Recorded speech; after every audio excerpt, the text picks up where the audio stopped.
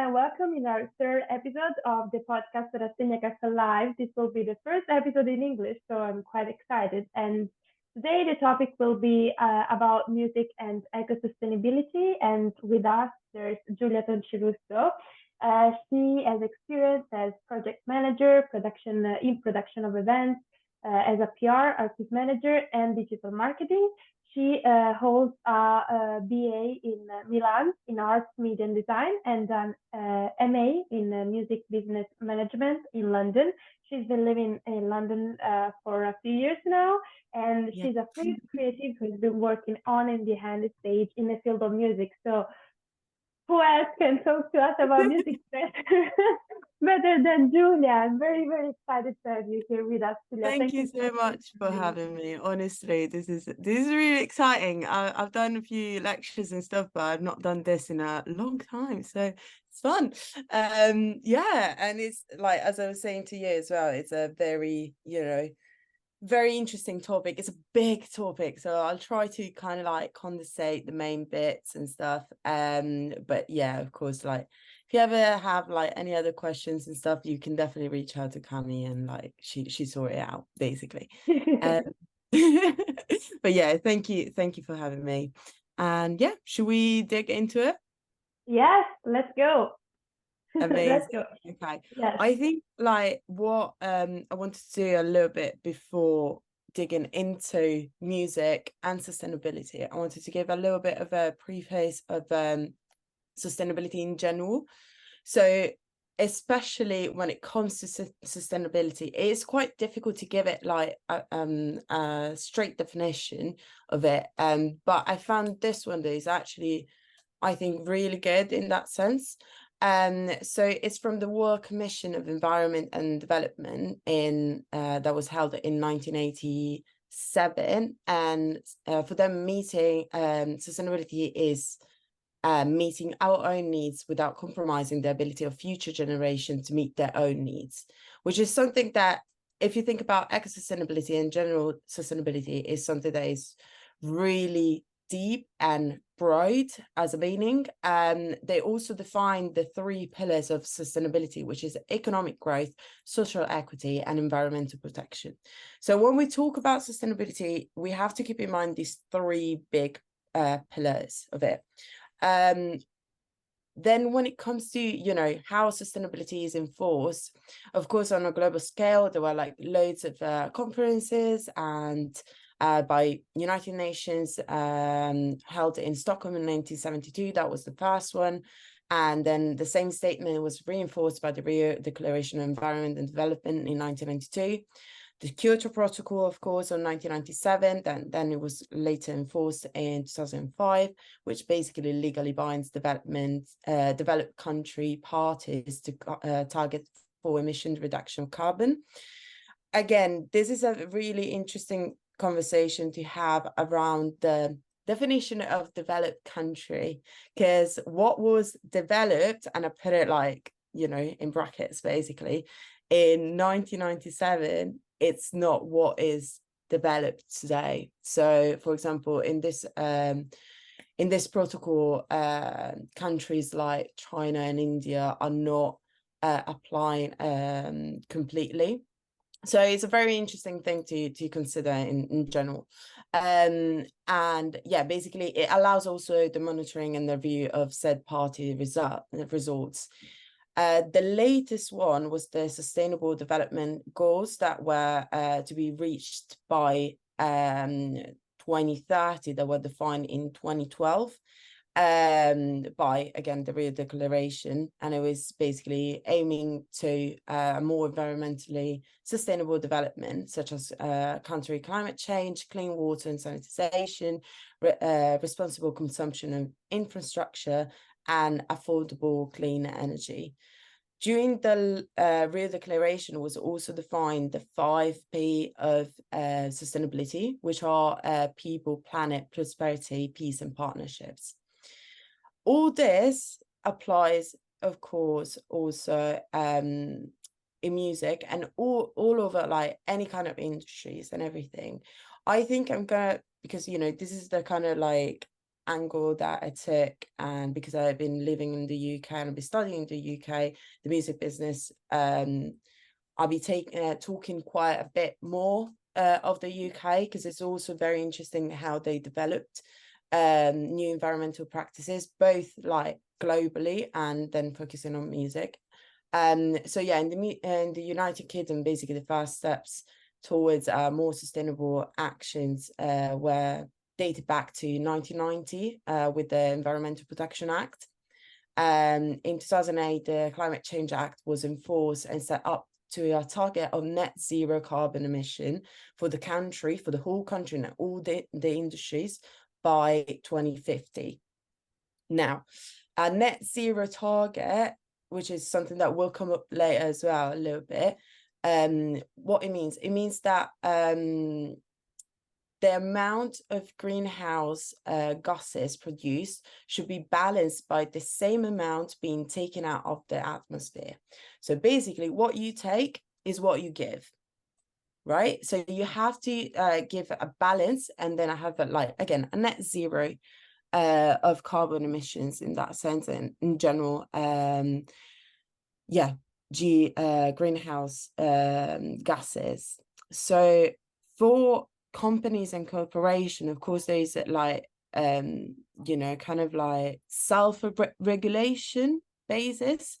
They're based on corporate social responsibility, which is CSR, which is not enforced by any practical law, but it can be used as basis for audits and other sustainability certificates, which is something to keep in mind when we talk about, this industry and this company is extremely, sustainable and everything. It's basically they follow some laws, but it's also a kind of like a certificate that does not mean that they apply to the whole, actual world law and world goals that we have in mind for sustainability in general. In this sense, I'd like to introduce a little bit and to talk a little bit about the consumer stance on sustainability, because we have a big power in this, in this topic in general, but there are a little bit of a counterparts to pros and cons basically to keep in mind. So of course, when it comes to consumers' willingness, consumers are normally very little aware of what entails and what can and cannot be considered a sustainable consumption. It is the company's tasks as part of the CSR approach to make sustainable consumptions the easiest choice, but sometimes it's not the cheapest. Consumers have also, especially after pandemic, proven to be interested in buying more sustainable products, if only to improve their social image basically and reputation. But they also seem to be conscious of the difficulty in knowing what exactly is a sustainable company and product, and try to overcome it in this sense. And of course, this opens the huge topic of greenwashing. So, when basically the combination of the consumer demand for sustainability and the lack of awareness regarding the true meaning of this, sometimes companies are accused of gaslighting their buyers into buying products that they pretend to be greener when they're actually not. And again, when we talk about a product to be considered green, it could be let's say that you want to make a pen, right? Okay, let's make a pen. You have 10 steps along the way. If just one of those steps is environmentally friendly, that could be considered a green product. Is it made by plastic? Yes. Is it made maybe with workforce that is not paid enough? Yes. Is it made, but is it assembled with, again, people that actually are paid enough? Or maybe this company has a charity in it? Yes, this is a green product. So it's really easy to identify objects as Yeah, Mm. exactly. It's one of those things that like to actually, and it's something that I was talking about yesterday as well. And I often talk about with like my mates that are very interested in sustainability. It's sometimes it's actually really hard to understand what is sustainable and what's not. And you can't think that like you can be just 100% sustainable as a person, because you Mhm. can't. You're always going to have an impact on this world, and unless you don't, like, you literally live in a cave and kill only animals that like, you know, basically for just for survivance, and they're not disrupting the ecosystem you're in, you're not taking plants out of the ecosystem and stuff. It's actually extremely difficult to be Even the like men and women from the prehistoric ages weren't totally sustainable, because exactly maybe they were going to kill animals that were going to help the exactly environment next to them. And Okay, that's that's exactly the point. great. Is like, even, you know, lighting up a fire produces CO2. Yes, you are giving it back at some point in your life, because if you just light a fire for light and warmth, that's going to be fine. The environment is going to be fine. But at the same time, that fire could, you know, spread to a forest, and then it's not fine anymore. Like, it is very difficult to be 100% sustainable. So what I always say is like, like, even little steps actually count. We can do like little things in our daily life to actually be more sustainable in that sense. We don't have to change our whole, you know, life to make it a little bit better. We can just start little by little. But yeah, in this sense, so that was a little bit big preface I wanted to Of the do. context, yeah. Yeah, on sustainability, just because, like, again, I just wanted to give a little bit of context where this comes from. And yeah, so when it comes to music and live music events, so music environmental impact, I think here I divide it like, the music industry is actually what we call the music industries, because there are loads of different parts of the industry. Intends for, like, you know, reduce a little bit the concept and trying to pinpoint things. I kind of did like two phases of it. The first part is going to be more on recorded music, and the second part is going to be on live music. But yeah, just to, you know, a little bit pinpoint everything. But again, there are loads of other little industries that are part of the music industry that will not be touching in this thing, because otherwise we stay here until tomorrow, like, generally. Yeah, in general, like, when it comes to music environmental impacts, the music industry is developing a new awareness to ecological issues. There are new movements that are aiming to basically educate people with both the industry and the audience, and especially after COVID, that have emerged, both because of, you know, eco-sustainability and just for the world, but also for sustainability for our own careers, because of course during the pandemic, as basically every other industry, we were deeply impacted. In terms of like recorded music, recent research on music streaming is given a little bit of reasons for worry in terms of carbon emissions. So basically, things like, when we think about streaming, we think it's sustainable, okay, because it doesn't feel like a product. It doesn't feel like a product. It's not like an actual physical product that we can hold in our hands and define. Again, as we were saying before with the pen, oh, this is plastic, this is ink. We can't define that. Like, streaming is something that, where does it come from? What is it? I don't know. We'll see how it goes. Is it green? Maybe. You know, it's a very difficult, any other, you know, product that is actually a service. It's more difficult to actually define what is sustainable, what's not, and to understand what's sustainable and what's not. So this is a part that, again, it's a little bit like different papers and different research says different things in terms of consumption of streaming, and basically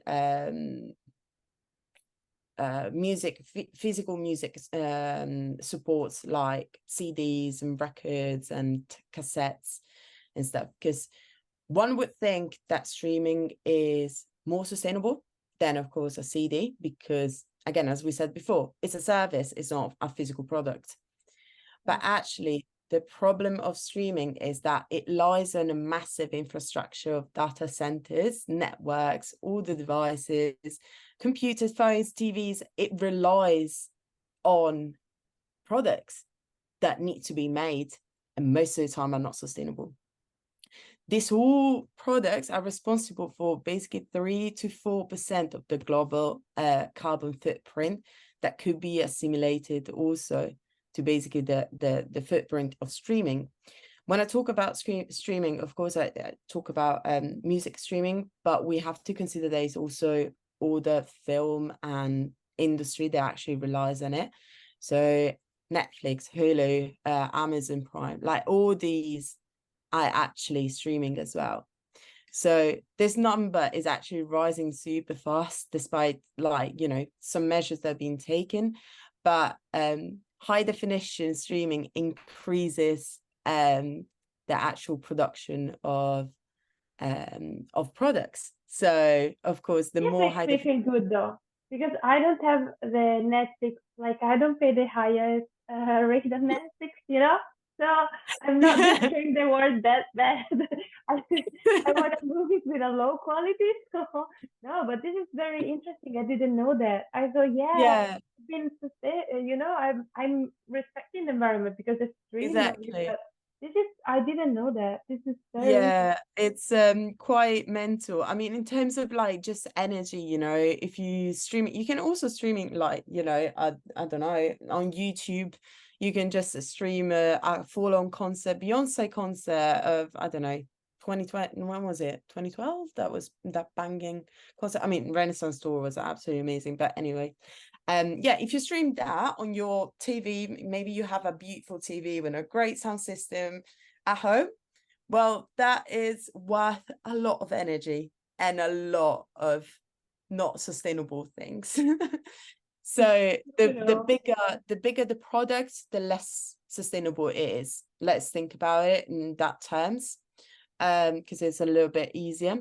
But yeah, basically YouTube, any other like consumer content channel, so games, social medias, video conferences, like even this video call, it's also not environmentally friendly. Yeah. And this is also meaning as streaming. So the more, of course, you know, when we talk about like the pandemic as well, that we say like, oh, the world is finally returning to its nature status, blah, blah, blah, blah. Yes, but we also needed our computers to work. We needed our computers to, you know, do the things that normally we would just do in person. And computers take data space, and all the, again, data centers, networks, all the devices got a huge peak in sales because we needed it. Yeah. And that's not sustainable. In order to get to basically like to the bottom of the streaming's carbon footprint. So again, I researched a little bit and tried to do a little bit of like, you know, differentiate information and trying to understand what was useful and what was not. But I found this really interesting interview by Marx, who's a professor. I can't remember where she's a professor in, but she's a professor in sustainability in the UK. I can't remember where. But yeah, basically she said something that was really interesting in terms of like carbon footprint. So it's important to measure the carbon footprint of production, which in this case is basically when we consider production as carbon footprint for streaming, it's 85 to 90% the carbon footprint of the whole world, just streaming. So from 3 to 4%, we went up to 85 to 90%. That means that basically most of the energies that our devices use occurs to even before we actually purchase them. And most of this global energy consumption comes from fossil fuels, which is still 79% of the global total. So yes, of course, the sustainable forces are incredible, but they're still very small. Like, they're not used that much. The carbon footprint of streaming in general is massive. When it comes to listening to music, streaming is, makes a more or less impact in comparison to CDs and vinyl records and cassettes, basically. But 1 hour of streaming produces about 55 grams of CO2 equivalent, and which is basically like charging 7 smartphones at the same time. It's not, which is still quite a lot if you consider that, and it's important to consider the quantity of it, because the problem is, especially when it comes to a physical product, you have a little bit more of, even the biggest area we never got of like physical products, so CDs and vinyls, we never got the numbers that we now have for streaming. Everyone listens to music on streaming, everyone, even if it's YouTube, even if it's free, everyone does it, which means that now we're many more people than we were in the 70s and 80s, and we all have access to this service.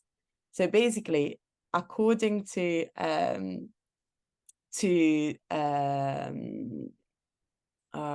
sorry, I got lost.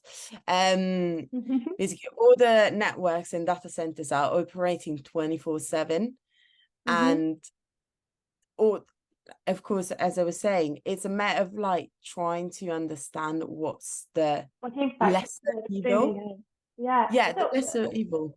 What, like, I was thinking bands like Coldplay, I was actually asked this question because before this podcast, I asked on the page of my blog if they had any questions regarding the topic, and they were like, the people that were writing questions, they were all really curious about the topic, because usually, when you talk about sustainability, you don't really talk about the relationship between music and sustainability. So it's interesting to see how music can impact the environment.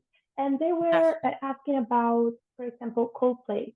Sometimes during a concert, they make people jump on platforms to, gaze green energy to the stage and not use lights and things like that.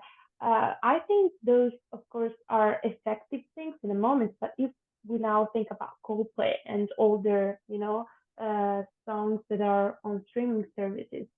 So what they do just matters to the moment, but then in the long run, they still impact the environment. That's exactly the point, in the sense of like what I was saying before, recorded music and live music are the two main points. And of course, artists by themselves can make an impact when it comes to live music, but they can't make an impact on recorded music.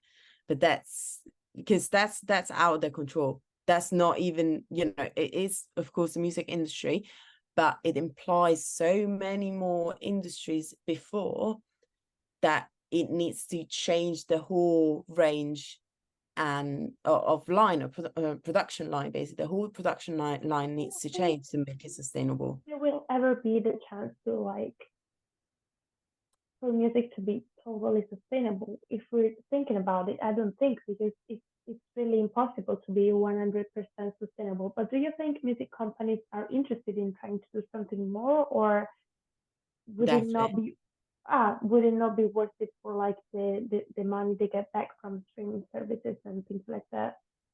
I mean, when it comes to streaming services, again, like Spotify has a couple, they're trying, let's say it like that.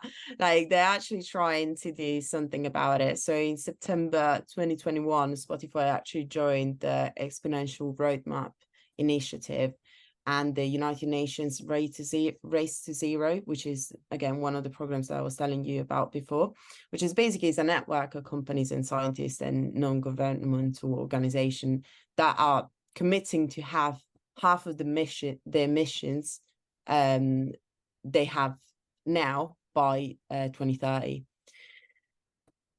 Also, they tried to shift, like, it's a long process, but they started to shift basically from traditional data centers to the Google Cloud platform, which is an improvement. And again, here it is to dig into Google as a company, because Google states it is a carbon neutral platform. Is it true? Is it not? Who knows? Like, it needs to be like actually researched.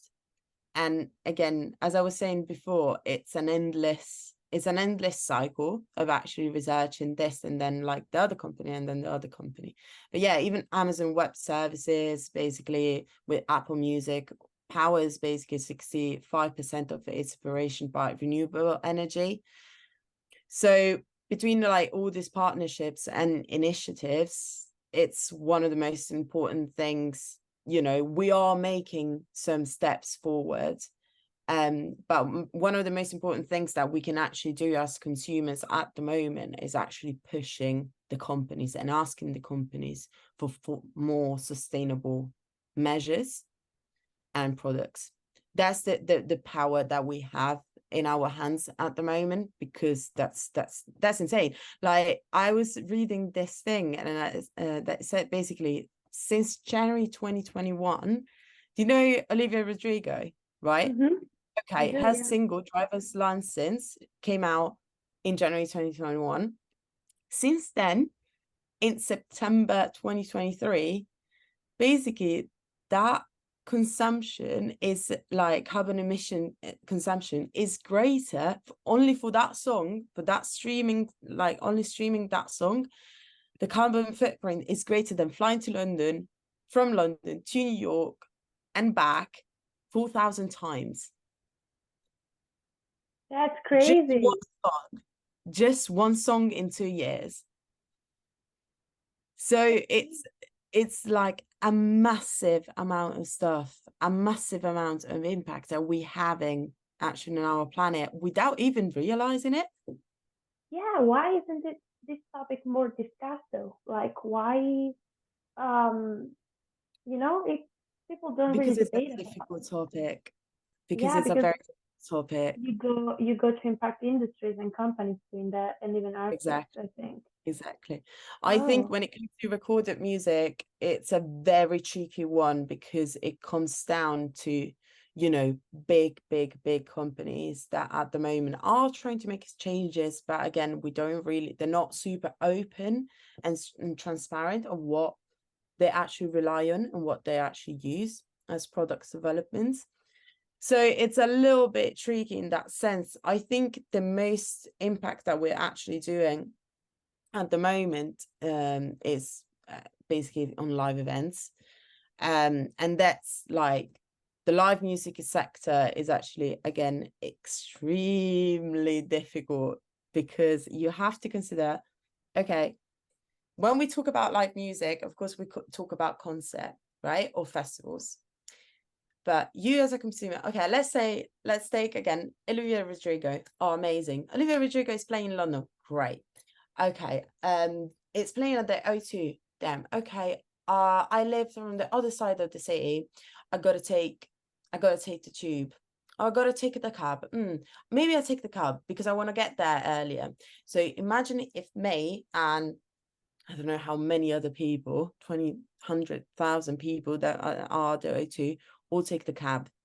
You have to consider all that emission, and then of all those cars, or even just people that are just like, going to the tube, but even the tube consumes. It's one of those things that is actually like, you have to consider every little aspects. And then of course, Olivia Rodrigo needs to fly to London, and all the entourage, all the musicians, all the technicians need to fly to London.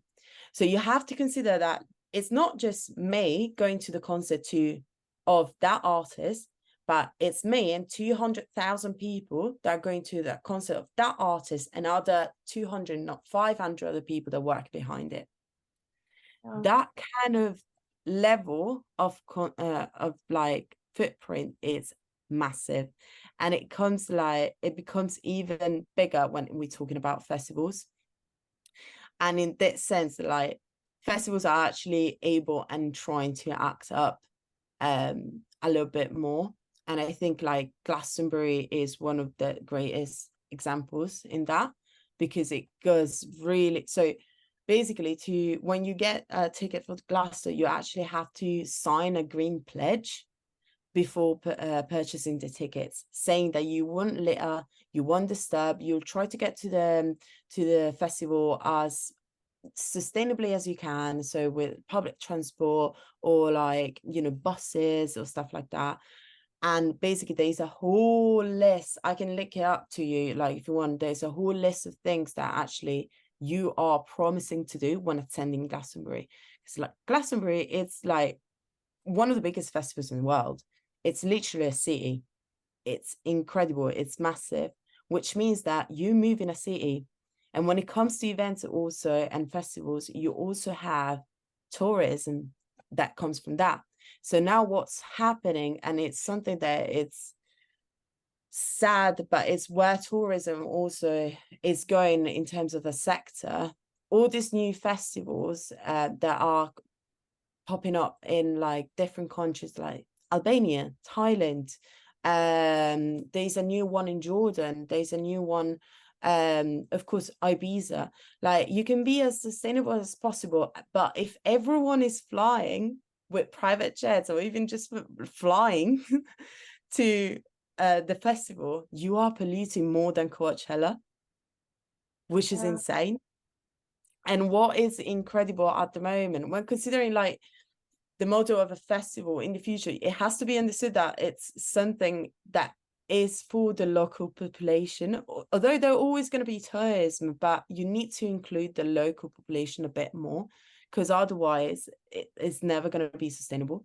All these festivals in, again, Albania, Thailand, are literally targeted for people in the USA and the UK to go to Albania and be there for that party and that festival for those 4 days, and then flying back to their country. It's insane. There's a festival in Benicassim that is literally targeted for the UK, for the UK users and consumers. Like it says the UK festival outside of the UK. That's how is it called?